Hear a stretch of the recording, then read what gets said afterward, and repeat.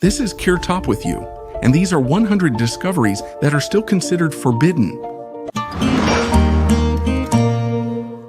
Antarctic sarcophagi.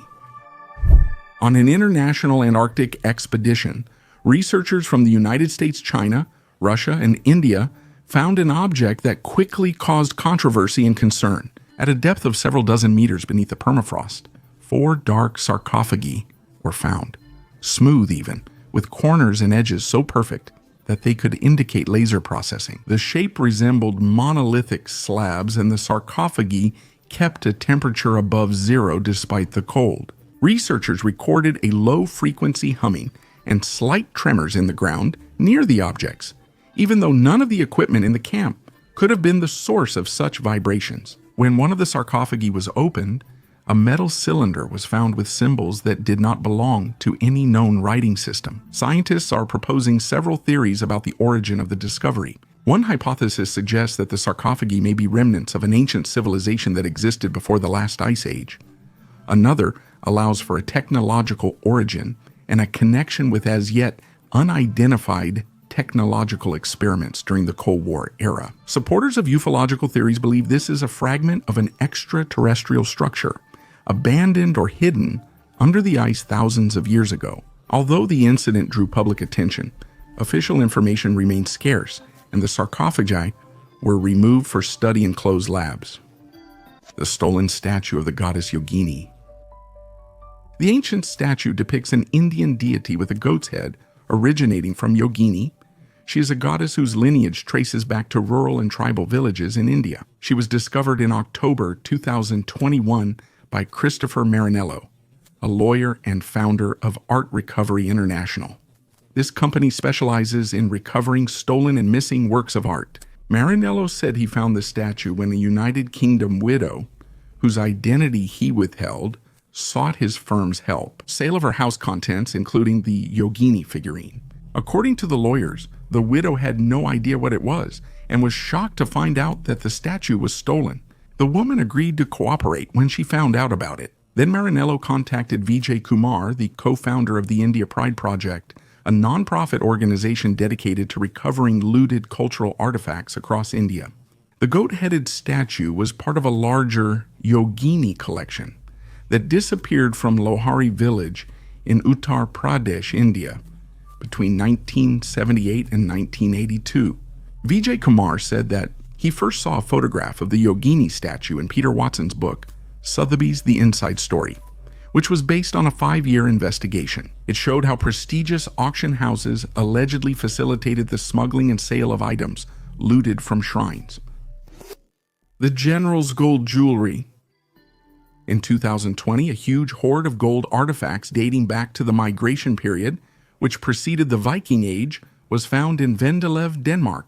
Among the finds were 23 gold items, including 13 bracteates, from the 5th century gold fittings, possibly from weapons, and 4 Roman medallions from the 4th century. Particular attention is drawn to a bracteate with a runic inscription, the largest ever found, which contains a reference to Odin, a key figure in Scandinavian mythology. Research on these medallions has shed light on possible cultural and social connections between Vendelev and other regions of Europe.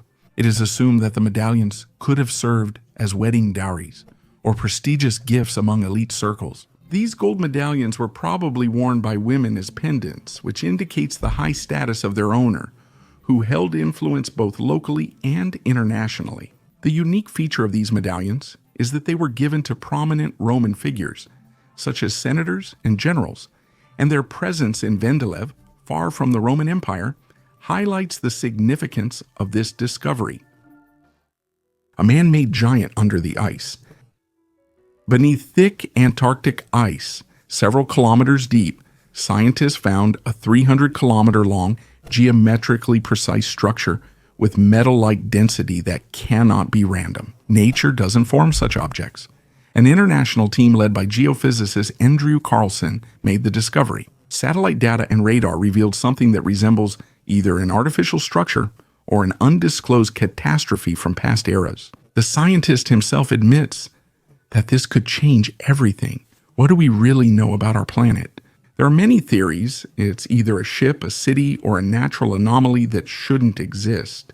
Some suggest that it might be the remnants of a prehistoric or extraterrestrial civilization. Currently, drilling is impossible, but a new expedition is planned pending approval. For the first time, we may touch what's been silent under the ice all these years: the leadership.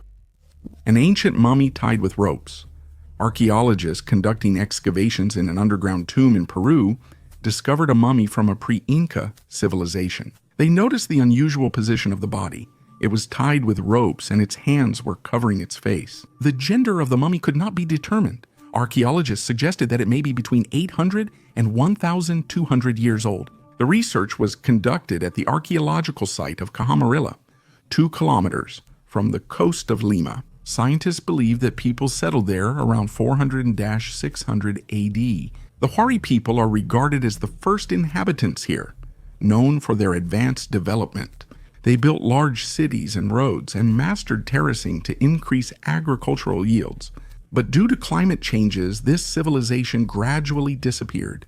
Scientists found a mummified person who likely lived in the Highland Man region of present-day Peru about 600 to 200 years before the Inca appeared. Burial offerings, stone tools, and ceramic pots containing plant residue were found beside his body.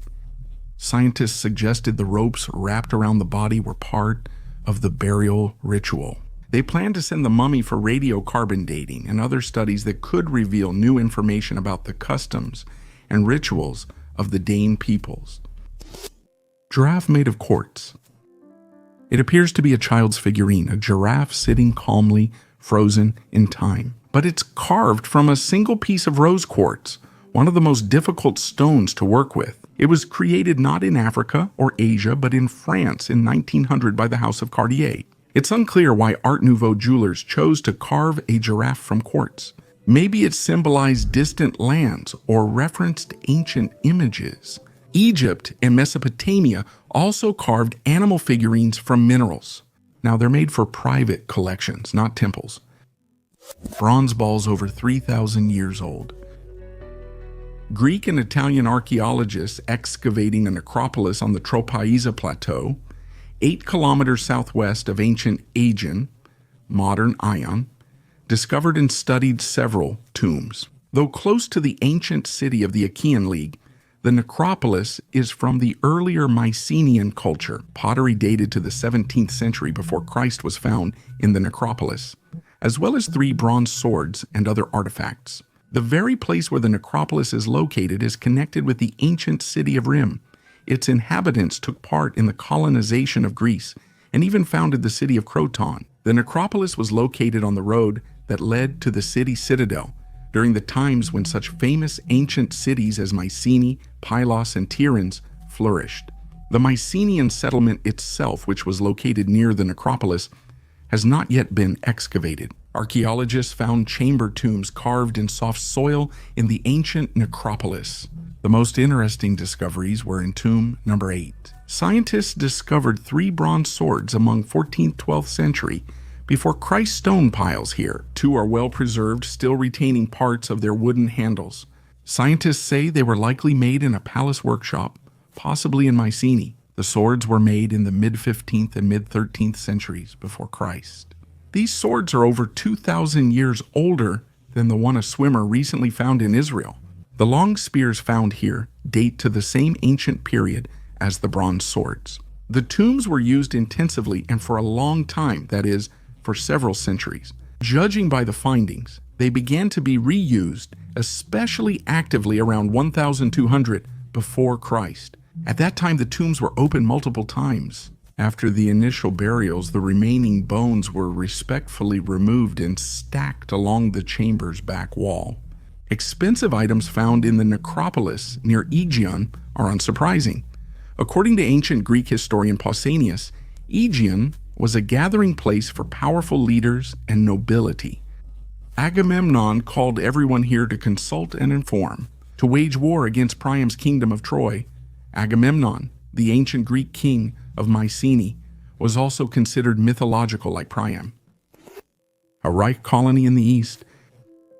The Nazis didn't just want to defeat the Soviet Union, They planned to completely redraw the map of the world, the lands. From East Prussia to the Urals, these lands were intended as living space for Germans. Russians, Ukrainians, Belarusians, and everyone else, according to Himmler's plan, were supposed to disappear, be deported, or reduced to a minimum. The General Plan Ostplan involved building German cities across the European Union of Soviet Socialist republics, linked by highways, guarded by garrisons, and surrounded by a compliant local population. Children would only learn multiplication tables, reading road signs, and signing their names. Nothing else allowed. No culture, history, or language. In this project, people were just functions or tools. Eastern Europe was turning into a biological foothold for the Aryan race. The more you study these diagrams, the more it feels like technology rather than ideology. Terrifying, inhuman, and disturbingly logical. Amphorae in the walls of the pool. Peristyle, the estate's inner courtyard. Judging by the columns, it had a portico, meaning a covered corridor along the sides of a large open space that contained, for example, bushes, flower beds, all sorts of beauty, like statues, fountains, and so on. In this little garden, you can now see a strange pool. The depth of the pool, like its width, is 1.30 meters, and its length is 4.30 meters. It was most likely filled by hand. In the corner of the pool, traces of cement waterproofing repairs were found at the junction of the bottom and the wall using a lead sheet. The necks of amphorae are embedded in the walls of the pool on the two narrow sides. In relation to the walls themselves, they protrude into the pool, forming steps. In the photo, we can see only one wall with one step. There are 17 amphora necks arranged in 2 rows. On the other side, 2 steps were present, but only the lower one held amphora necks in 2 rows, totaling 11 pieces. Here they only covered 93 centimeters of the wall, not its full width. Did you know edible aquatic plants, mollusks, and fish were cultivated in ancient Rome?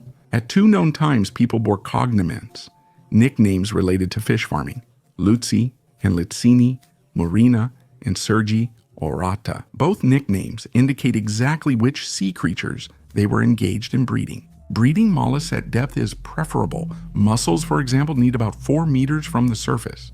The Romans grew exotic plants for food and to show off. Of course, no one would raise livestock for sale within a city estate, but to impress guests. Absolutely, especially since we didn't need to raise this kind of fish from scratch. It was enough to let it swim around until the dinner party. So the pool was most likely meant for keeping sea creatures. This peristyle in the house of Lucius Aelius Magnus is known as the Moray Eel Courtyard. You can picture how Lucius may have tortured slaves using moray eels. That's a joke, though such legends remain in historical sources. The story of the burial of an ancient Egyptian prince. In a cemetery in Middlebury, Vermont, there is an unusual grave that stands out among the others. It is believed to be the burial of an Egyptian prince, Amenhotep, who was born in 1881 before Christ during the Middle Kingdom of Egypt and died at the age of 2.5. His father, Senfose III, later became pharaoh and ruled during the 12th dynasty, known for his military campaigns and construction projects. Analysis Ostris. The boy's mummy was probably taken out of Egypt by tomb robbers during the Victorian era and eventually ended up in the collection of a 19th century American museum. Henry Sheldon, a collector and founder of the Vermont History Museum, acquired the mummy from Spanish sailors and kept it in the attic of his museum due to its poor condition. After Sheldon's death in 1907, the mummy remained unclaimed until 1945, when the museum director, George Mitt, to cremate the decayed remains and bury them in the cemetery to prevent possible vandalism by students. The tombstone is decorated with a Christian cross surrounded by the Egyptian symbols Ankh and Ba, symbolizing life and spirit. This bread has been baked for 43,000 years.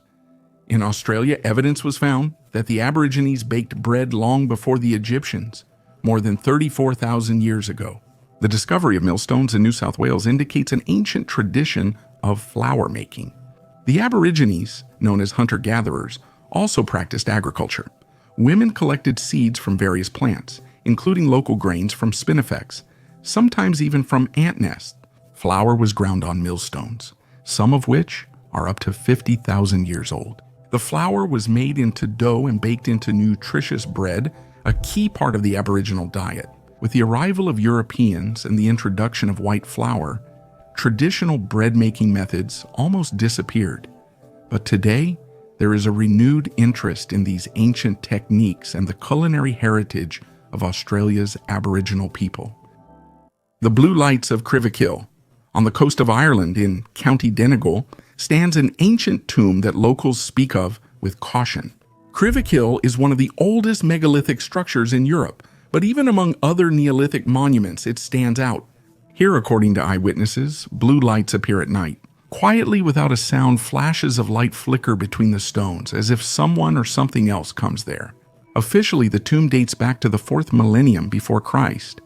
It consists of a courtyard, a ritual corridor, and burial chambers. The stones remain as they were thousands of years ago, yet the legends predate the excavations. They speak of a white hair that cannot be caught, of voices among the stones, of a strange hill that breathes, and of ancient spirits who are disturbed only by those who come without respect. Excavations in the 1930s show that Crivikill was used not only in the Neolithic era. Remains of an early Christian smithy were found here. 2,000 years later, someone built a smelting furnace at the tomb's entrance and began smelting metal, maybe hoping to use the power of the place or to make a deal with those who remain there. Now, tourists come here during the day, but the locals never stay after sunset. The blue lights appear rarely, but when they do, it's always sudden. Ancient Roman sculptures under a Norman church. Archaeologists working on the two high-speed rail project in Buckinghamshire have discovered several ancient Roman busts. The sculptures were found near the village of Stoke Mandeville. There are 2 busts, one male and one female, in the head of a child. Excavations were conducted to prepare the area for the railway near the old Norman church. From the year 1080, archaeologists were excavating the ruins of an old tower. An ancient Roman glass jug was found, preserved despite being underground for more than 1,000 years. Fragments of roof tiles and cremation urns were found. The church was built over an ancient Roman mausoleum destroyed by the Normans. Archaeologists excavated fragments of the mausoleum's carved walls. The chief archaeologist of the Railway Network Project, Michael Court, emphasized that the archaeological program accompanying the railway project is unprecedented. As the High Speed 2 project shapes the future of Britain, we are uncovering its past. Sphere from Colombia. In March 2025, a 2-kilogram metal sphere fell from the sky over Buga, Colombia. The temperature was lower than expected. Inside, there are 13 microspheres surrounding a dense core. The layers look like metal, but there are no traces of welding or joints. All of this is being studied by scientists, but one fact already raises questions. The object does not look like something from Earth. Radiologist Jose Luis Velasquez said he found no signs of human manufacturing. The structure is solid, the material is 3-layered and unknown. Skeptics argue the pattern was created by artificial intelligence due to its uneven lines and human-like design. Also, Jimmy Mosan, a well-known ufologist with a history of unproven alien claims, is back in the story. No one has given a definite answer yet, but the question remains, if it's not satellite debris, not a part of a rocket, and not a fake, then what exactly fell to Earth and why now? A bed over 40,000 years old. South African archaeologists found a bed's remains in Border Cave, estimated to be 40-60 years old. It contained small fragments of stone tools and pieces of ochre, evidence that it really belonged to a human. The study showed that part of this ancient bed might have been a primitive mat. Since ancient times, people have made bedding from plants at their campsites so they wouldn't have to sleep or sit on bare ground or stone. Organic materials rarely preserve well, so scientists know of few Paleolithic finds. So in 2020, South African archaeologists found remains of a grass bedding about 200,000 years old at several Neanderthal sites in the Levant in Spain. Scientists discovered clusters of phytoliths near the hearths. This is evidence that these archaic people, about 70,000 to 49,000 years ago, regularly made bedding for themselves near the heating area. In the northeast of South Africa, not far from the cradle of humankind, lies the Border Cave. The stone plant deposit shows human presence over the last 200,000 years. Archaeologists studied bedding remains made from grassy plants discovered in the Border Cave. They noted some deposits from this find had been previously excavated, so it wasn't fully preserved. The bedding was probably about 2 meters long originally. Radiocarbon analysis using accelerator mass spectrometry and electron paramagnetic resonance spectroscopy showed that the bedding is between 40,000 and 60,000 years old. Archaeologists also found stone tools, including some with traces of glue made from podocarp resin. In addition, they unearthed the remains of 2 small children, as well as a lump of beeswax that had been worked with bone and an ornament. The researchers removed the bedding, first making a plaster base for it to study in the laboratory. The scientists found that it consists of remnants of monocot plants, stems, leaves, seeds, as well as charcoal and various artifacts, stone fragments, and pieces of ochre. The dry bedding lay on ash, so scientists suggested that when people arrived at the cave, they burned the old insect-infested bedding, or they did it when it became unpleasant to sleep on it. The Vatican and Fatima mystery. In 1917, 3 children in the Portuguese village of Fatima saw a strange glow in the sky. It appeared, shifted the weather, and froze the crowd. Light filled the field as a woman appeared before the children. She stayed silent while messages echoed in their minds. The Catholic Church called the apparition of the Virgin Mary a miracle. Centuries later, ufologists argue it was extraterrestrial contact, not divine. Mark Christopher Lee, a British researcher, directly accused the Vatican of concealing an encounter with a non-human civilization for decades. He says the phenomenon shows classic unidentified flying object encounter signs: blinding light, telepathic communication, electromagnetic interference, and mass sightings. He says everything that happened isn't mysticism, but a primitive mind's interpretation of a high-tech phenomenon. The long-classified third secret of Fatima fueled speculation, as its contents stayed hidden for decades. When the Vatican released the text, many noticed it wasn't the original and not everything was revealed. Lee and other researchers believe that this prophecy was specifically about contact. That's why the church worked to make the incident a religious symbol instead of a technological anomaly. What scares the church more? Losing control or admitting it knew about something long forbidden to discuss. Artifacts from the era of the legendary Sanhedrin. While conducting fieldwork in Yavne, Israel Antiquities Authority archaeologists found the ruins of a large Sanhedrin-era structure. Scientists have discovered an industrial structure from the 1st to 3rd centuries AD for the first time in years of research. The scientists have no doubt about the dating they established, as it is confirmed by the artifacts they found at the site. These items are fragments of ceramic bowls. Scientists know such bowls as measuring bowls. In ancient times, such bowls symbolized religious purity. Additionally, only 80 meters from the structure, scientists found a large cemetery. The scientists were puzzled by the burial arrangement after finding dozens of tombs set in a specific order, all equally spaced. Scientists suggested that in ancient times, a specific burial society handled the burials and their organization. Most of the sarcophagi found were made of stone, but they did manage to find one made of lead. Apparently, the cemetery was outside the city. Since the scientists did not find any ethnic symbols on the sarcophagi, they cannot determine exactly who they belong to. Historical records show these burials were for the Jewish community, and some may have been sages of Yavne. Interestingly, scientists found about 150 on the tomb's surfaces. Glass bottles? Perhaps they were used to store fragrant oils. Scientists will only get a definite answer after completing all necessary analyses. Scientists also need to find out why they were in such an unusual place. The skull of the broken woman. At Chega Sofla Cemetery in southwestern Iran, archaeologists found a skull that continues to puzzle them. It is 6,200 years old. It belonged to a young woman. Her forehead is unnaturally long, resembling Maya royal mummies or Andean priests due to deliberate modification. As a child, her head was bound, gradually becoming elongated. This was only done to select individuals from a special caste or destined for sacrifice. The oddest part isn't the skull's shape, but its fracture, a triangular crack on the left side caused by a strong blow. Judging by the data, the injury occurred just minutes before death. It was quick and possibly intentional. A large object, one hard hit. Death was immediate. The computed tomography scan revealed a thin skull.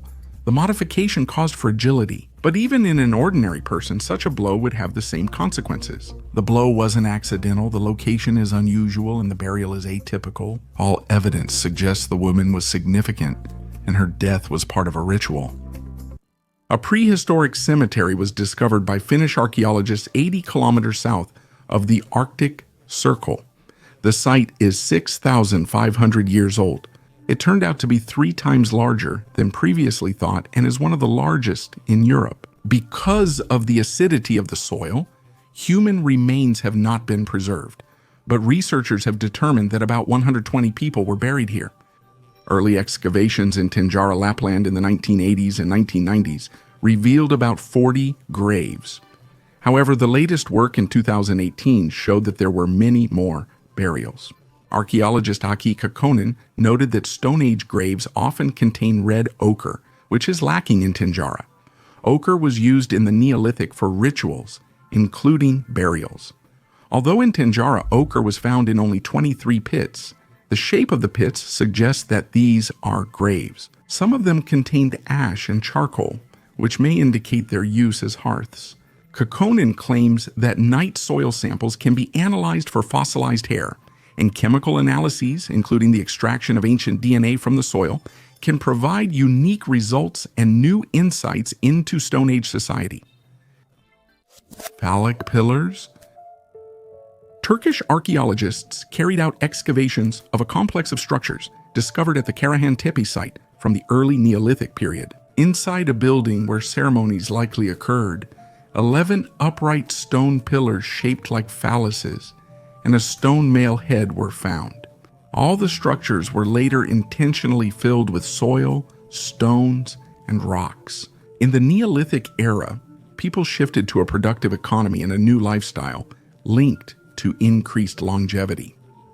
Along with the spread of permanent construction technologies, the worldview system was also changing in a number of cultures. In some cases, such as at Çatalhöyük, residents began burying their dead under house floors or near the buildings. Another example of a shift in ancient worldviews is the intentional burning, demolition, or burial of dwellings and ritual structures after they were no longer used. In 1997 in southeastern Turkey, 55 kilometers from the city of Şanlıurfa, archaeologists discovered the ancient settlement of Karahan Tepe. Not far from this site is the well-known temple complex Göbekli Tepe, the oldest large megalithic structure in the world. Both of these sites belong to the pre-pottery Neolithic period. According to preliminary estimates, Karahan Tepe may turn out to be older than the neighboring site, which is about 12,000 years old. During previous excavations, archaeologists discovered more than 250 T-shaped obelisks, as well as the remains of structures. They assumed that the settlement existed for 700 to 800 years. Archaeologists worked on a structure complex featuring a nearly rectangular central building with rounded corners and a 23-meter diameter. The western half of the structure was cut into the rock, forming a wall 4.3 meters high. Nearby, there was another carved structure measuring 7 by 6 meters connected to the previous one. On the wall inside the central part of the structure was a stone head showing a man with a prominent forehead, thick lips, and a beard. The head was turned slightly toward the entrance. Additionally, the structure contained 11 vertical stone pillars shaped like phalluses.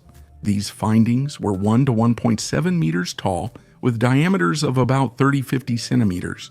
Excavations revealed the building was intentionally filled with soil and rocks, following specific rules, such as reinforcing pillars with large stones during backfilling. The archaeologist observed that ritual ceremonies apparently took place in these buildings. All non-residential structures at the excavated site were deliberately filled with soil, rocks, and stones.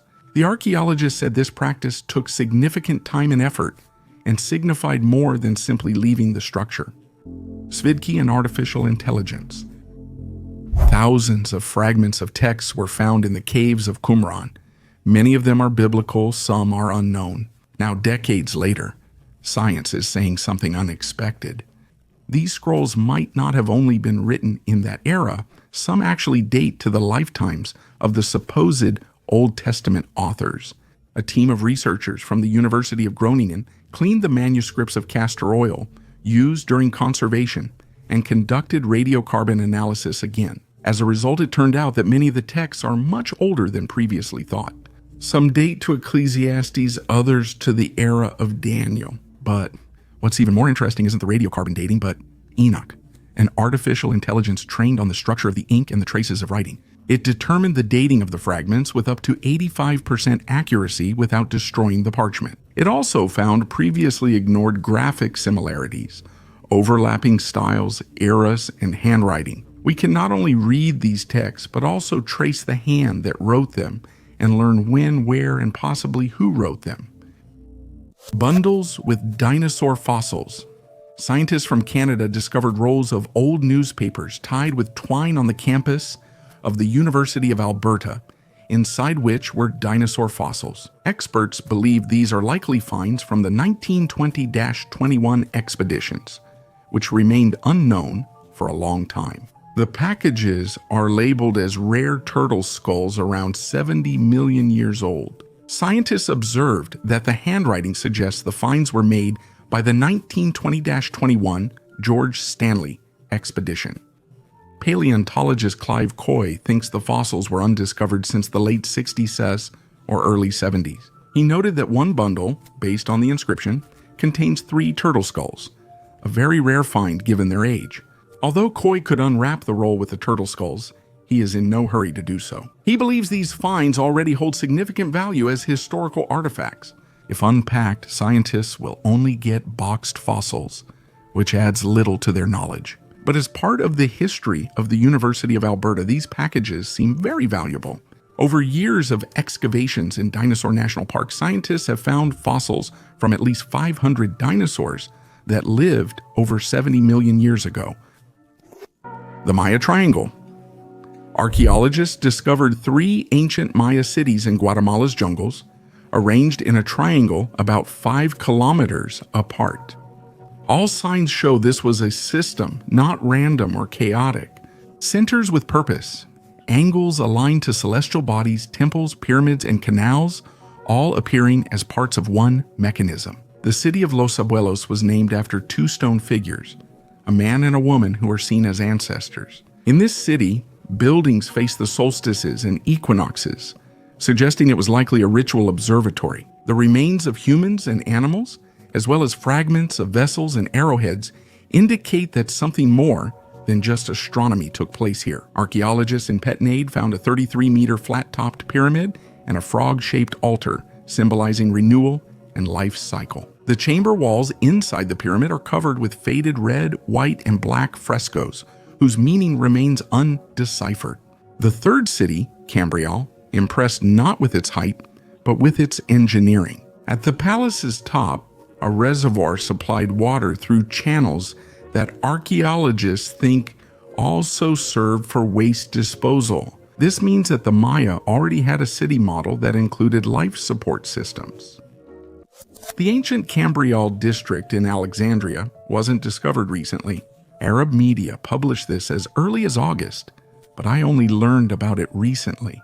The district discovered by archaeologists dates back to the Greco-Roman period, which is around the 2nd century AD. There is a possibility that something even more ancient lies beneath these structures, but more digging and searching is needed. The head of the Supreme Council of Antiquities of Egypt, Mustafa Waziri, stated that initial studies of the discovered area helped uncover the main road and adjacent streets connected to the sewage system. According to the official statement, the area was commercial and trading, but besides workshops and shops, there were also houses. The excavations took about 9 months. The discoveries were made in Al-Shadbi at Kite Bay Fortress, which stands roughly where the famous Lighthouse of Alexandria, a world wonder, once stood. Archaeologists say the fort was built directly from the lighthouse's remains. Well, in general, this area of the Hellenistic city was coastal, with a port nearby, foreign merchants, life was bustling, and trade was bringing in profits. As a result of the excavations, about 700 ancient coins were found, a pile of amphorae, and an alabaster statue of an unknown Roman emperor. The Egyptian Ministry of Tourism published a photo of the remains of the sewage system. They also mention the cisterns and water system that were found.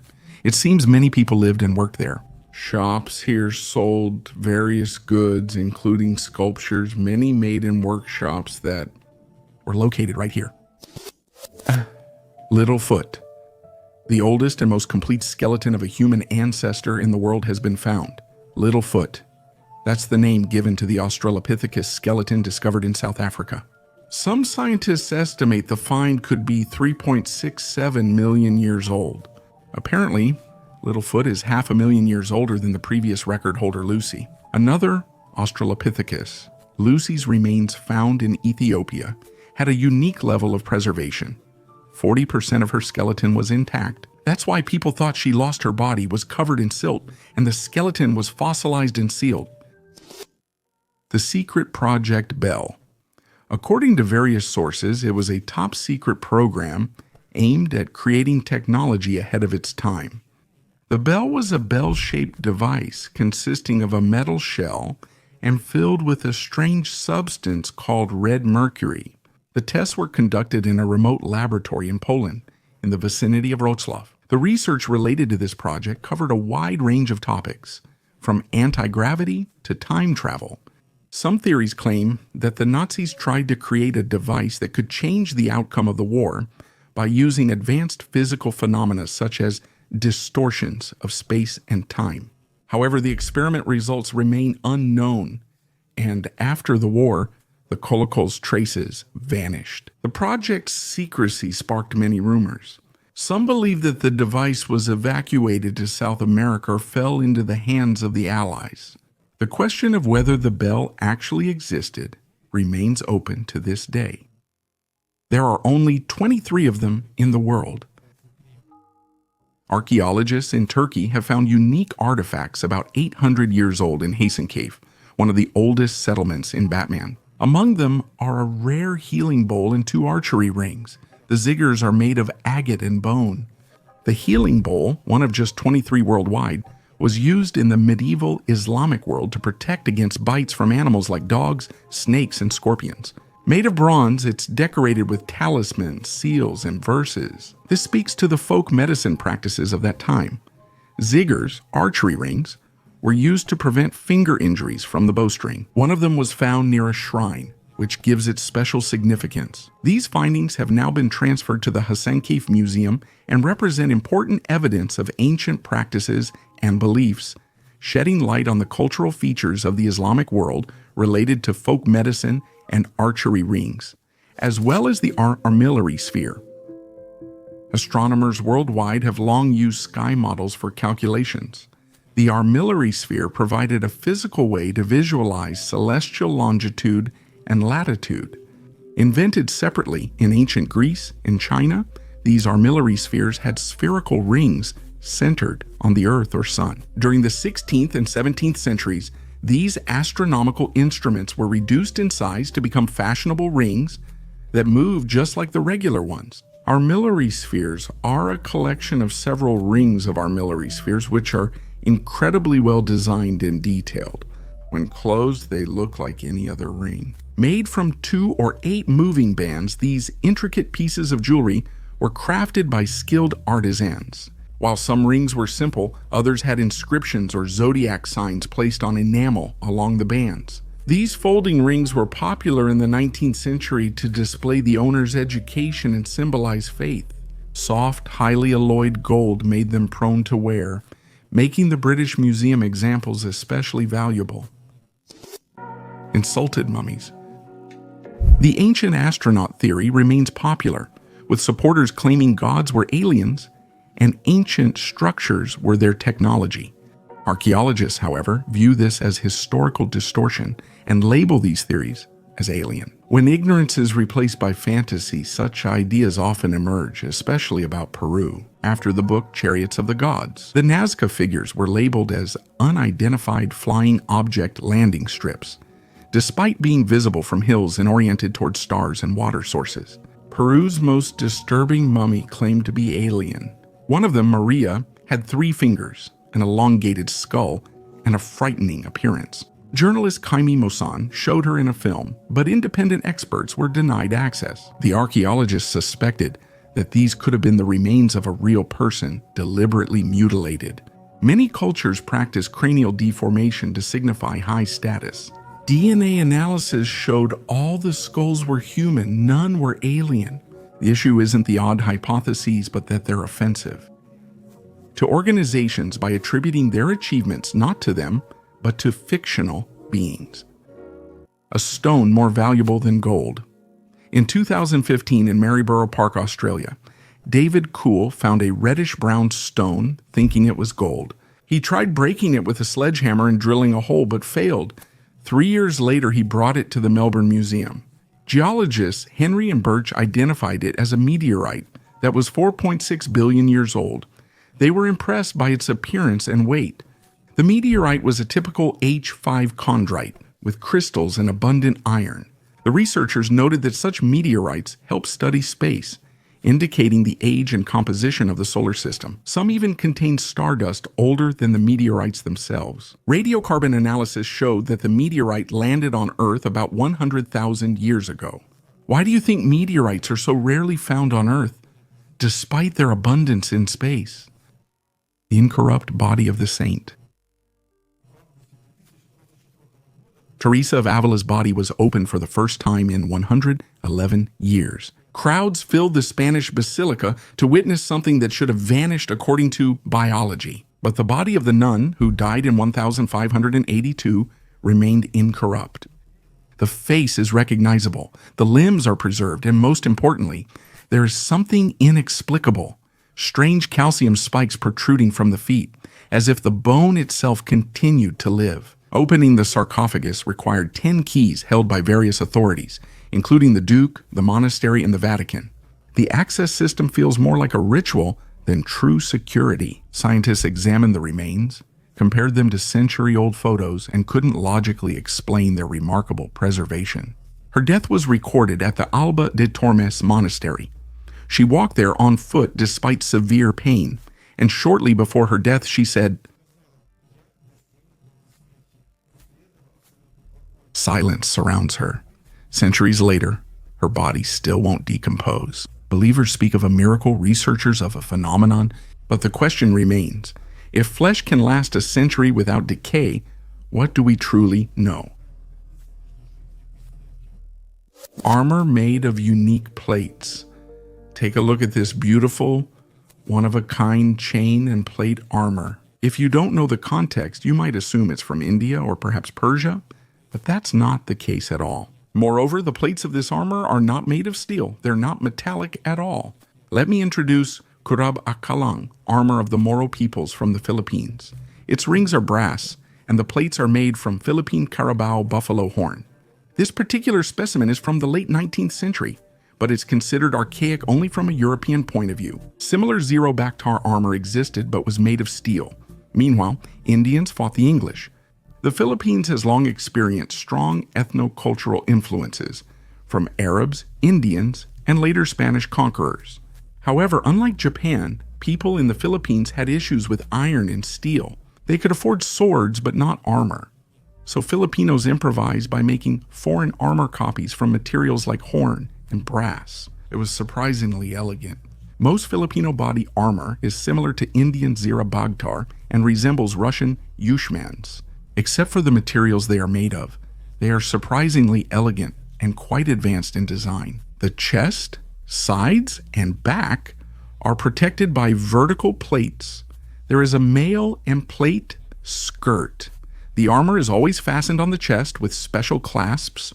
Horn or bronze plates are often decorated with silver. Interestingly, the Moro people's Filipino armor are intriguing, but what makes it surreal is that Filipinos used Indian body armor while their helmets were Spanish. The most popular were burgonets.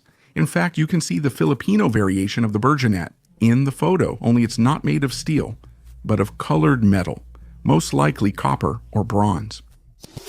An example of the mysterious blue. This isn't just an ornament, it's a 3,300-year-old bracelet from Tutankhamun's tomb. A lapis lazuli scarab framed with carnelian, turquoise, and gold represents eternal transformation. Egyptians saw the scarab as a symbol of renewal, protection, and transition between worlds, believing it rolled the sun across the sky. The focus is on both shape and color, a rich, almost glowing blue. It's not paint.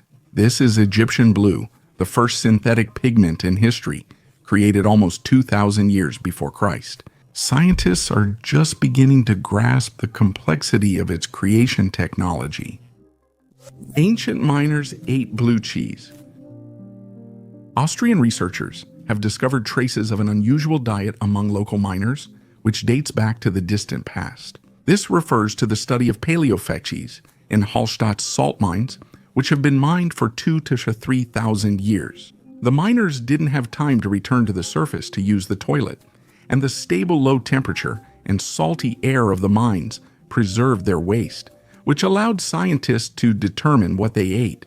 The miners' diet remained nearly unchanged for centuries. It included golden milk mushrooms, nuts, berries, and dairy products. The only change was the food's form.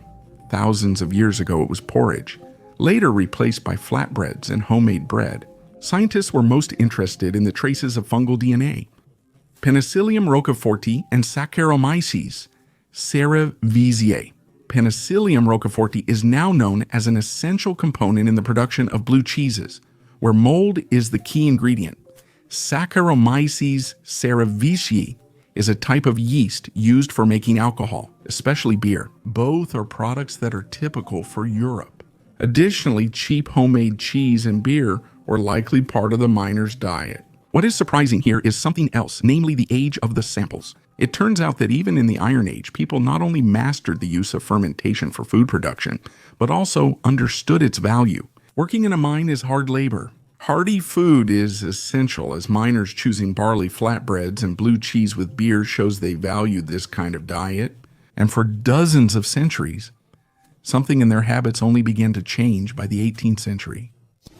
The forgotten color of Egypt. Almost 5,000 years ago, the Egyptians created something that eluded everyone who came after them. It's not about a temple or ritual, but a color, Egyptian blue. It was the first artificial pigment in history.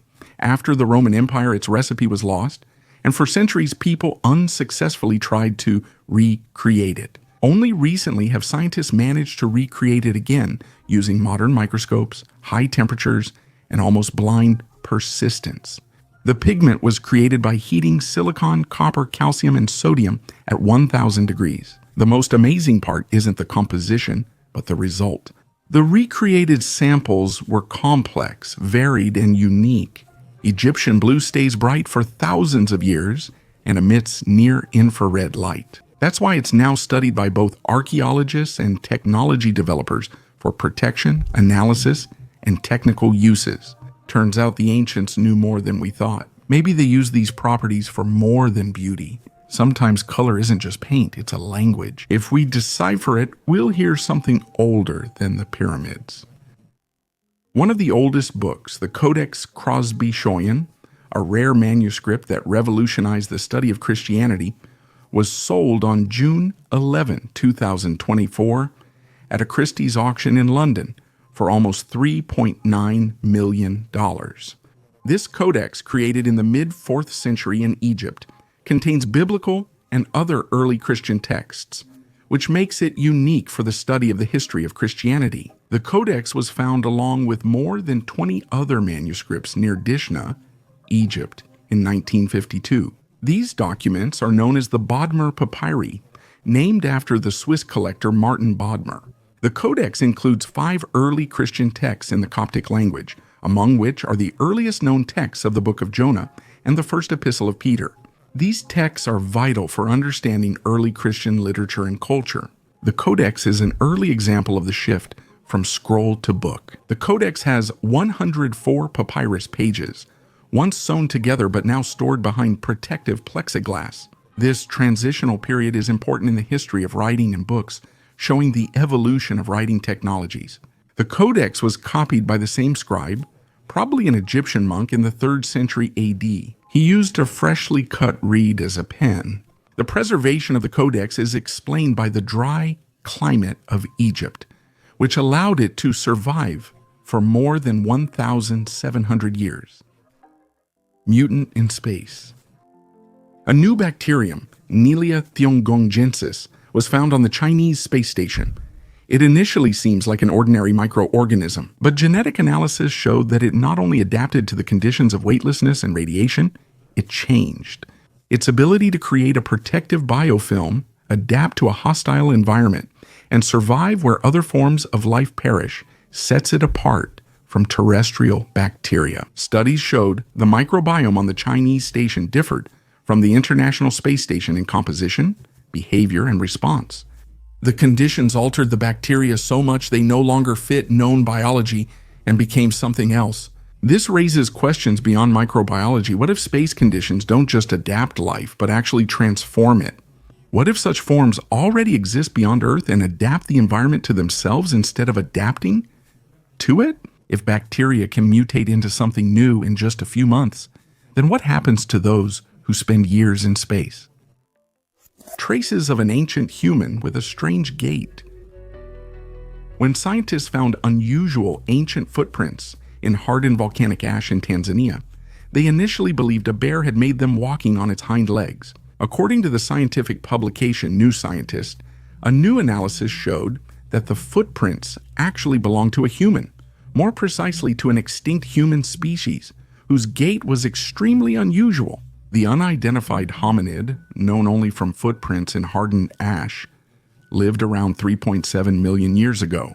Judging by the footprints, this humanoid creature moved in a very, very strange way. Imagine a person who moves by crossing one leg over the other as they walk. We're talking about an exaggerated version of the runway walk that models show on the catwalk. Scientists aren't sure which hominid left those strange footprints.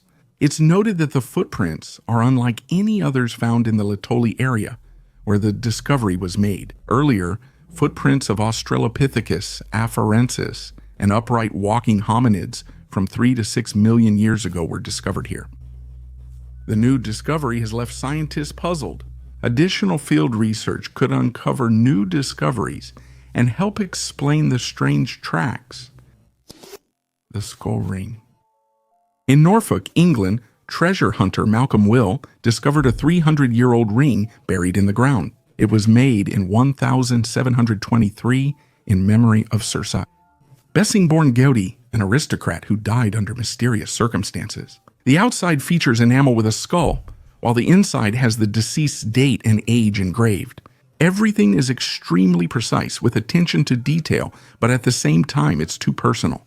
The ring creates a strange feeling, as if its owner didn't just carry a memory, but made a pact with it. Gaudi's family was shaped by power, deafness, religion, and secret knowledge. His father and uncle were England's first deaf-mute people to be educated, and their home, Gowdy Hall, hosted the Queen. Why was the ring lost or hidden? The ring could have been worn by those who kept some kind of oath, or was connected to this person much more closely than the official history allows. Carved stone balls. A Neolithic settlement in Scotland became the site of a unique discovery. Hundreds of perfectly polished stone balls decorated with spirals and concentric circles. These artifacts, dated to the 4th-3rd millennia before Christ, are striking for their high level of stone craftsmanship. The balls are crafted from different rocks, ranging from fragile sandstone to durable granite, and display a level of care clearly not meant for practical use. One theory suggests that the balls might have been sling projectiles, but this is unlikely due to the great effort invested in making them. Another hypothesis is that they were used as weights for scales, but the variety of shapes and ornaments casts doubt on this theory as well. Some researchers lean toward the idea that the balls had ritual significance. The ornaments could have been symbolic and the balls themselves were used in cult rituals. However, there is still not enough evidence to support this theory, and the Scottish stone balls remain one of the most intriguing mysteries of the European Neolithic. These mysterious artifacts keep intriguing archaeologists and highlight Neolithic culture's richness and complexity. An ancient toy for adults. The artifact, which is already more than 2,000 years old, was found in the United Kingdom back in 1992. Initially, archaeologists assumed that this wooden object was used as a sewing tool. However, further study suggested that it could have been an ancient sexual device. Most scientists agree that the wooden object found is shaped like a phallus. This artifact is unique because its shape and use have remained unchanged for thousands of years. The most interesting part is that its shape won't change in the future for obvious reasons. However, there are several theories regarding the use of this artifact as a sex toy. Based on Roman depictions, it is known that they had phallic objects, but they rarely survived to our time, since they were most often made from organic materials.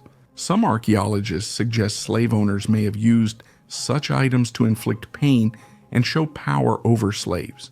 Others believe that it could have been a good luck amulet, since in ancient times, amulets of this shape were very common. And the last option is that it could have been used as a mortar for grinding or mixing spices or other materials, used in cooking or for medical purposes. Boxes from Argentina. Something unexpected was found in the Supreme Court of Argentina's basement, hidden behind boxes disguised as champagne crates. Inside the passport were manifestos, lists of members of Nazi Germany's propaganda, and 12 wooden crates tightly sealed had remained untouched since the 1940s. The investigation found they entered the country hidden as alcoholic products on a Japanese ship. As Europe was at war, the Third Reich sought new escape routes and ways to keep its influence. Experts received the documents, which include a genuine identification name records and possible escape route traces for top Reich officials. These aren't just rumors about Nazis fleeing to Latin America. They're physical evidence stored in a government archive for nearly 80 years. Argentina has long been on the list of countries where former Nazis could have hidden. Having a theory is one thing, but getting a discovery confirmed by official sources is another. The question isn't if they were there, but why no one searched for the documents until now, or why everyone knew but stayed silent. A sea worm with pangolin armor. Scientists dismantled Macquarie University's collections in Australia. Specialists found 2 new armored annelid worm species among fossils, classifying them as part of the extinct Macquaridia group. They are distinguished by sturdy calcareous plates that serve a protective function. One new species was named Lepidocoleus scurricinus due to its similarity to Japanese ninja throwing stars. Another was also named after a legendary cold weapon, Lepidocoleus caliburnus. It pays tribute to the famous sword Excalibur from the legend of King Arthur. The age of the fossil is estimated to be around 400 million years. X-ray microtomography enabled the creation of digital 3D models of individual armor plates. Worms once lived in shallow coral reefs, but the area is now land. As a result of the scanning, it became clear that the plates formed 2 overlapping armor systems. One of them ran along the skeleton, and the other protected the body on the sides. They curled into a ball for defense, but this ability ultimately didn't prevent their extinction. A 15-million-year-old fossil. Emily Besdick, a volunteer at the Calvert Marine Museum, discovered a unique fossil of a dolphin-like creature that lived about 15 million years ago on a beach in Maryland, United States of America. During a beach walk, the woman discovered a skull fragment measuring 76 centimeters and weighing about 23 kilograms. Stephen Groff, a museum staff member, studied the fossil and identified it as belonging to an extinct species of marine animals, similar to dolphins that lived in the sea covering Maryland millions of years ago. These creatures had an elongated snout for hunting and reached lengths from 3.5 to 4.5 meters. They lived during the Miocene epoch, 12 to 20 million years ago. The reasons for their extinction remain unknown. The fossilized skull will be displayed at the Calvert Marine Museum, where scientists will continue to study it. CIA alien bases. The CIA declassifying archives rarely builds trust. But among the documents released to the public, there were reports that are hard to dismiss as fiction. We're talking about secret alien bases, not in the galaxy, but here on Earth. One site is reportedly near Mount Hayes, Alaska. Reports say this place is not only isolated, but also literally filled with activity that eyewitnesses have described as non-human. The documents describe two types of beings. Some resemble humans with minor differences, while others appear obviously alien, like science fiction characters. Although these descriptions sound absurd, they're repeated in many testimonies. Many of them match the data that American intelligence agencies collected in South America, Africa, and even on Titan, Saturn's moon. Skeptics see this as a game by intelligence agencies. But what's strange is something else. Why declassify these particular materials? Why now? This may be an effort to shape public opinion for something larger, or simply to divert attention from ongoing secret actions. Stranger still is the White House's simultaneous statement. Michael Kratio, the head of the Office of Science and Technology, openly stated that the United States is already manipulating time and space. And Trump mentioned back in 2020 about weapons that no one even suspects exist. All of this might seem like just big talk if you didn't know that a triangular tower-like object, not marked on any official map, was recently spotted on Google Maps in the Area 51 region. Egyptians made mummies much earlier. Ancient Egyptians were able to make mummies 1,000 years earlier than scientists previously thought, reports The Guardian. Scientists researched the mummy of Kui, discovered in 2019 in the Saqqara necropolis, likely one of the oldest Egyptian mummies found.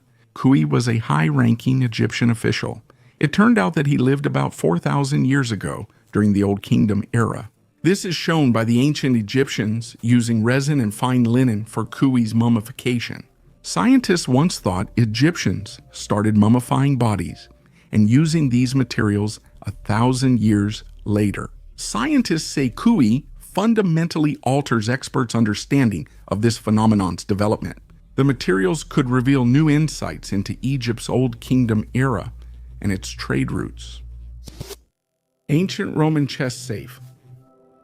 In 1994 in central Spain, near the ancient Roman temple of Mithras, archaeologists found the ruins of the Villa Casa del Mitrio. Built at the end of the 1st century, it was rebuilt several times until a major fire in the 4th century. Attention focused on a large wooden chest reinforced with copper and iron. In ancient Rome, these chests acted as safes for valuables. The chest measures about 3 by 1.5 meters, making it the largest find of its kind. Because the chest was badly damaged in a fire, archaeologists in 1994 did not dare to extract it, fearing it would be destroyed. The chest was left in place, awaiting better times and technologies for its preservation. This is a common practice in archaeology when the preservation of an artifact cannot be guaranteed. In 2017, thanks to new technologies, the chest was extracted and delivered to the Spanish Institute of Cultural Heritage. There, it was stabilized and preserved. No information exists about the chest's contents. The owners likely saved valuables before the villa was destroyed. Nazis and reptiles. Possess. The history of World War II is increasingly going beyond the usual boundaries. One of the most discussed sources is United States Navy engineer William Tompkins, who published his memoirs 2 years before his death. He claimed that back in the 1940s, American intelligence knew that the Nazis had made contact with extraterrestrial civilizations. According to him, the Germans interacted with 2 types of beings: Nordic, humanoid ones, and reptilian, more aggressive ones, who possessed technologies that allowed the Third Reich to develop the first prototypes of flying craft. These technologies reportedly partially reached the United States, thanks to spies within the Nazi military-industrial complex. Based on this information, Tompkins claims that a secret program was launched in the United States connected to the Majestic 12 group, and the development of the first space fleet began. Douglas Aircraft and Northrop participated in the work. He focused on Maria Orsich, a Vril Society medium who claimed to receive blueprints via telepathy from the Aldebaran system. Orsich acted independently while the Nazis were already working with a more influential party. In one of his last interviews, Tompkins said the astronomers who first landed on the moon found it was already occupied. Allegedly, reptile-like creatures were in orbit and controlled specific areas. He claims the moon is artificial and that some beings can shapeshift to infiltrate positions of power. He also hinted that some world leaders might have been connected to these programs. Tompkins died suddenly after a speech. Some saw him as a fantasist, others as a witness who revealed too much.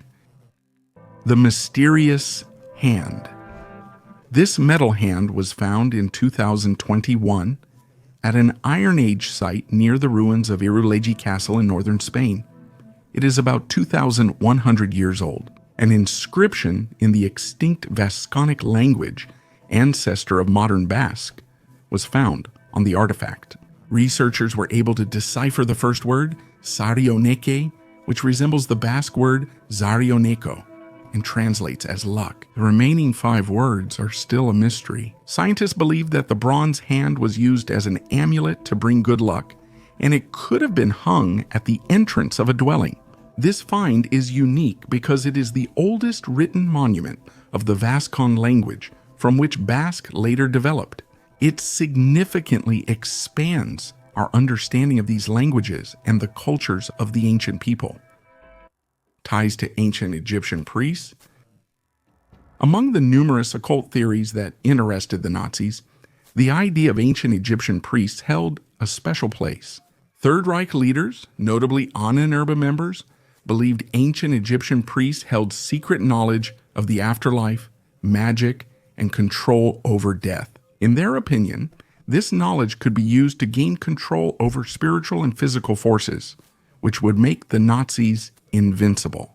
Nazi expeditions to Egypt, organized under the auspices of the Ahnenerbe, were aimed at searching for ancient artifacts related to the pharaohs and their rituals. They were especially interested in Osiris, the god of the afterlife and rebirth who symbolized eternal life and power.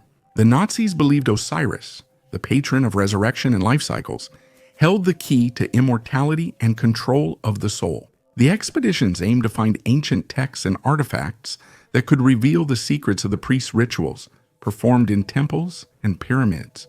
The Nazis were searching for magical items such as staffs, amulets, and sacred scrolls that could give them access to spiritual power by using the magical rituals of ancient priests. Although no official evidence of successful discoveries or magical artifacts was presented, the Nazi elite believed that the ancient Egyptian priests possessed true knowledge about the nature of life and death. The unicorn horn. Let me introduce you to the life of the medieval unicorn. This creature, although mythical, faced cruel treatment from humanity. People hunted unicorns for their magical horns, which, according to legend, possessed unique properties such as the ability to purify water and remove poison from food. Unicorns were believed to exist, according to the testimonies of many ancient scholars, including Aristotle and Ctesias, as well as great minds like Leonardo da Vinci. In the Middle Ages, unicorns symbolized purity and wisdom.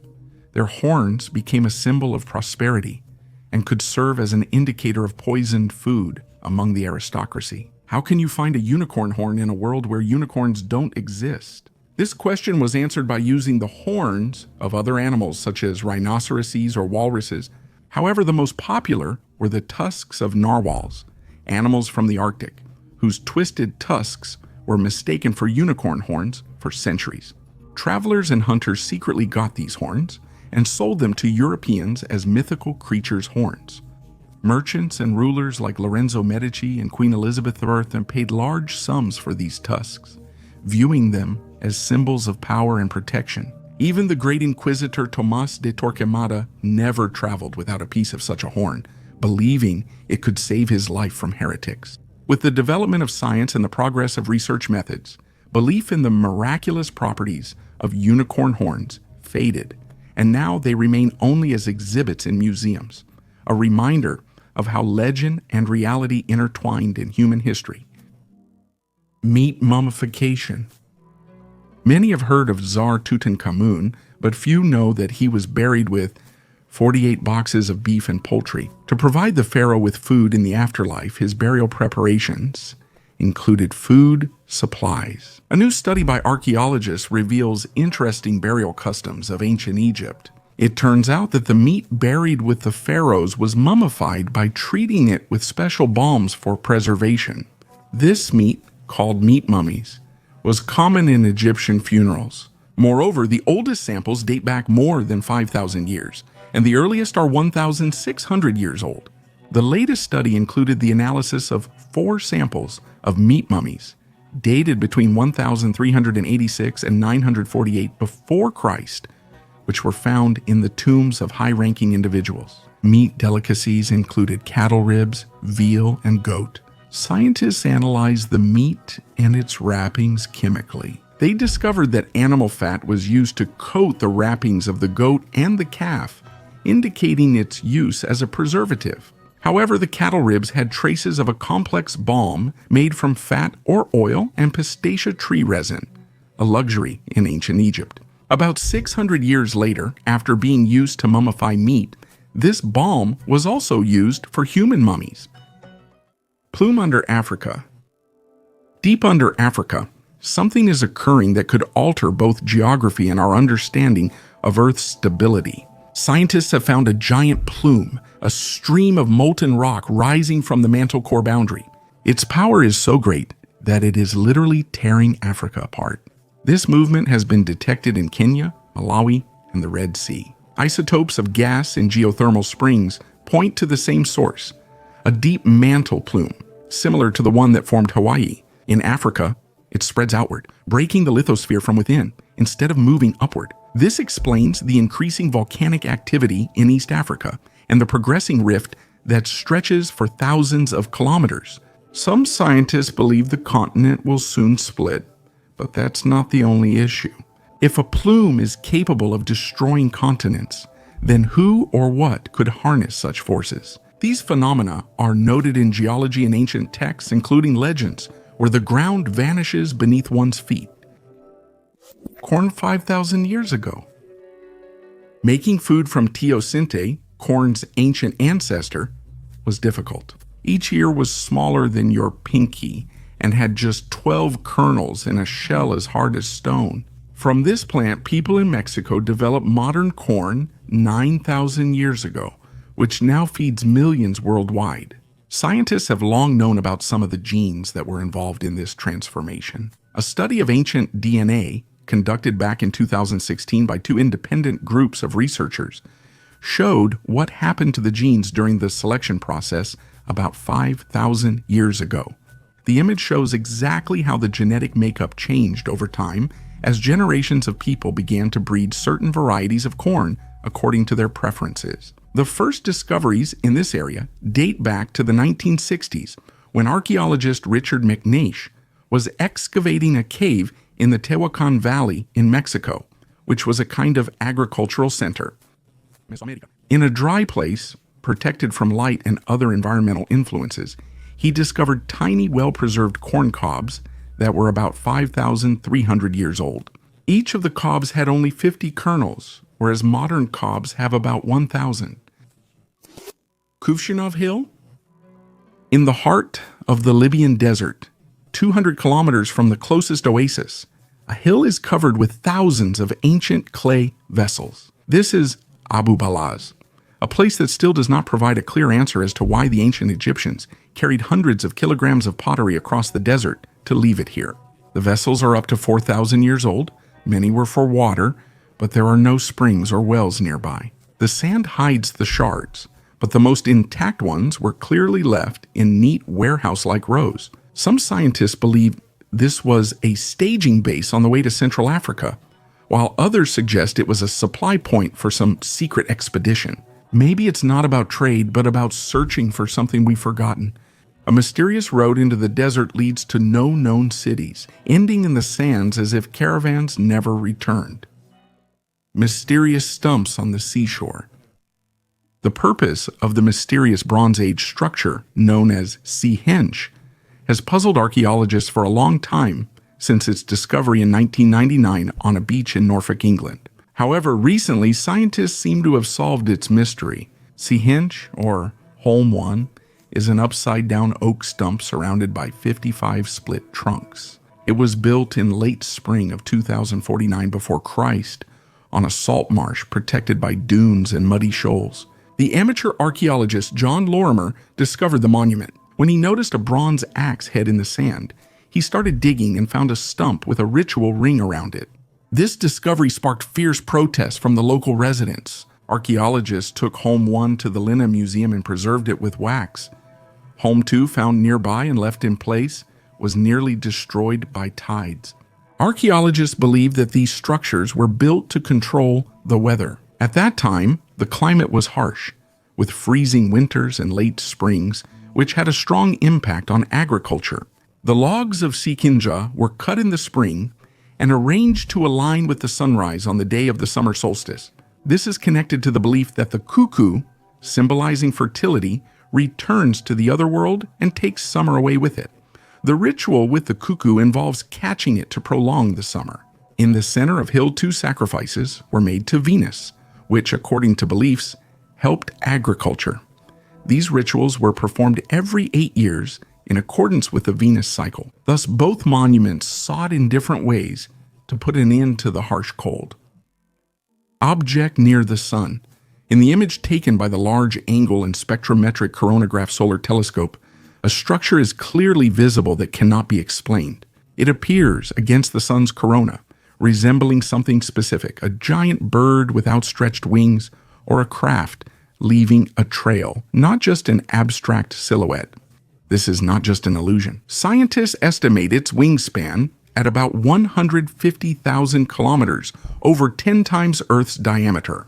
The object was about 2 million kilometers above the sun's surface, orbiting without burning up or following a visible trajectory from solar wind or gravity. In the Solar Astronomy Lab, Kieran and his team said such images are extremely rare and almost never seen, but they couldn't clearly explain what we saw. Some researchers believe that it could be an optical artifact or a plasma ejection that took on a bizarre shape. But then why is its shadow so structured? Why does the object have symmetry, a visual center, and most importantly, movement? It seemed we witnessed a flight, not an ejection, and not a natural phenomenon, but something created, the camp of ancient people. Tajik archaeologists, in cooperation with their foreign colleagues, discovered in Kavaling the oldest early Paleolithic sites, which indicate that people lived here about 1 million years ago. 3 years ago, 40 archaeologists from Russia, Denmark, Sweden, Germany, Iran, Norway, and Tajikistan began excavations in Kavaling. On October 12, archaeologists reported that stone tools from Kuldara Kanaka, Kanaka 1 and 2, and both Missouri Kavaling show people first appeared here 800,000 to 900,000 years ago. Archaeologists examined 3 of Kavaling's oldest sites. Up to 45 soil layers were discovered in this area, each belonging to a specific period. Stone tools were found during the excavations in the 11th soil layer, infiltrating Zone 51. He wasn't looking for UFOs and didn't believe in aliens. He just wanted to follow the old gold prospectors' route through the Nevada desert, but this route went through a restricted area where no one is allowed. Jerry Freeman, an anthropologist from California, became the man who, without knowing it, crossed the boundaries of the most secret United States base and found himself at the center of one of the main mysteries of the 20th century. He traveled at night, hiding from patrols, all for the sake of finding inscriptions left by the fallen pioneers in 1849. But in the area of the dried-up Pappas Lake, he encountered a phenomenon that completely knocked him out of his usual reality. In the desert at night, an opening appeared, emitting intense blue light. The light didn't scatter, but seemed to gather into a pulsating core, above which floated lights that were flickering, synchronized, and clearly unnatural. Freeman said he sensed a hum and vibration from underground, as if something huge was coming to life before him. It wasn't a mirage, it wasn't army range equipment. Everything was too precise, too synchronized to be a coincidence. He stood still, unable to move, and realized that if he was discovered, he would disappear forever. Later, He told journalist George Knapp about it, the same one who introduced Bob Lazar and Area S4 to the world in 1989. Since then, Jerry Freeman remains the only person to get close to Area 51's secrets and leave without becoming another military secret. The ancient lovers turned out to be men. Discovered in 2009, the skeletons, which were lying in the same grave in an ancient necropolis in Italy, belonged to two men, researchers have found. These remains were once thought to be a man and a woman, found during excavations in Modena, Italy. The lovers of Modena skeletons were holding hands, facing each other. The remains were poorly preserved, so it was not possible to determine their sex right away. This became possible thanks to modern technology and the analysis of tooth enamel. According to researchers from the University of Bologna, the men were buried between the 4th and 6th centuries AD. It is unknown what relationship they had, but during the burial, someone deliberately arranged the bodies in this way. Many scientists doubt the theory that they were lovers, as religious restrictions then forbade open homosexual relationships. Scientists claim that this discovery will help to better understand ancient burial rituals. Who left this trace? In Morocco, archaeologists have discovered 85 ancient human footprints, dated to about 90,300 years ago. These are the oldest footprints in North Africa and some of the oldest traces of Homo sapiens. The discovery was made near the port city of Laraj in northwestern Morocco. Researchers found footprints ranging from 12.7 to 30 centimeters in length in an area of about 2,800 square meters. These footprints show they were made by people between 121 and 189 centimeters tall, most over 140. The footprints belong to at least 5 individuals, 2 children, a teenager or young adult, and 2 adults. One adult was likely a man. The method of optically stimulated luminescence was used to determine the age of the prints. Amber from prehistoric depths. A nugget of Baltic amber weighing more than a kilogram was found in a quarry near Kaliningrad. Its age is between 35 and 45 million years. Triangular shape, smooth surface, minimal chipping. It's as if it wasn't created by nature, but shaped by time. Almost perfect, as if it was waiting to be found. Baltic amber is a fragile material. It rarely reaches us in this condition. Usually there are shards or fragments, but this piece is a monolith. Experts say that such nuggets are unique, and each one gets its own name. After the examination, it will be displayed in a museum or auctioned at the Amber Forum, where rare specimens are sold to collectors worldwide. But what really makes it special isn't its price or weight. It's the age, 40 million years. That's long before humans appeared, a time when mammals as we know them didn't yet exist on Earth. And everything that could get trapped in this amber came from a world we will never see. Something inside it could be older than we realize. An air particle, a spore from an unknown plant, a trace of an unnamed creature, or something that was never supposed to get in there at all. A mystery over 2,000 years old. A man engaged in farming while doing some digging on his land in southern Russia near the Caspian Sea discovered an incredible burial site. The burial mound is covered with ancient artifacts, sacrificial items, jewelry, weapons, and human remains. Experts estimate the burial site is over 2,000 years old and contains the remains of a high-ranking nomad king. The chief is buried with his head raised, as if placed on a pillow. There is a cloak decorated with golden fittings. An Astrakhan farmer found a tomb over 2,000 years old while digging a pit on his land. Some theorize the burial site belongs to the nomad king, whom archaeologists call the Laughing Man. Near the skeleton, which belonged to the chief, a huge number of silver ornaments, weapons, and valuable items were found. There were also household items buried there. The farmer said that while digging, his shovel hit the ground and made a strange sound, striking an ancient, pure bronze pot. The man hurried to deliver the find to the local Astrakhan Historical Museum so that specialists could analyze it and determine the year it was made. After discovering this unique place, the museum staff organized an expedition once the snow had melted. The tomb is nothing other than a royal burial mound, a place where ancient nomadic settlements buried their nobility. The burial is of a Sarmatian tribal chief, whose people dominated this area of Russia until around the 5th century AD. A very interesting fact is that the Laughing Man has a strange, artificially deformed skull and perfectly preserved teeth, which, even after 2,000 years underground, do not have the slightest defect. During the excavation, many gold ornaments with turquoise, lapis lazuli, and glass inlays were found. A major discovery here is a male skeleton buried in a wooden coffin, with a woman and a bronze mirror buried beside him. She was buried with a lamb as a sacrificial offering and some stone objects whose significance was unclear at first. The excavations led to the discovery of another skeleton, that of an elderly person. Unfortunately, it was slightly deformed by the excavator bucket. Nearby was the head of his horse adorned with elaborate harness, silver, and bronze. They also found the skeleton of a young man with an artificially egg-shaped skull in the same burial mound. Many hundreds of years ago, this effect was achieved by repeatedly binding the head during infancy. The Mummy of Montserrat. The story of the alien mummies from Peru has taken an unexpected turn. In one, called Montserrat, scientists reportedly found embryo remains. The scan shows a small fetus on its back. Calculations indicate it was the 30th week of pregnancy. The female mummy, about 160 cm tall, has metal implants in her arms and chest. The find is about 1,200 years old, or maybe even older.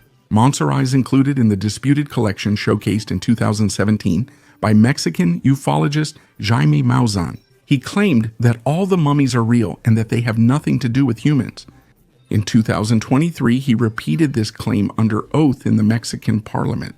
He says these beings have 3 fingers, unusual anatomy, and don't look like any earthly creature. But there's another side, the court. A medical exam in Peru found glue, paper, metal inserts, and animal bone fragments in the mummies. The conclusion was harsh. The artifacts were artificially assembled dolls. However, not everyone agrees with this. American jazz musician and amateur ufologist William Gallison personally saw the mummies before the whole world learned about them. He believes that these could have been ritual composite constructions created many centuries ago. But if these are really fakes, the main question arises, why? Why would someone over 1,000 years ago create artifacts so complex that they still puzzle scientists? I don't know who left this, I don't know why. But when a single story brings together Nazis, UFOs, mummies, and structures under the ice, the question isn't whether you believe it or not. The real question is, how much of this are we simply not ready to understand yet? Thanks for watching until the end. Goodbye, everyone.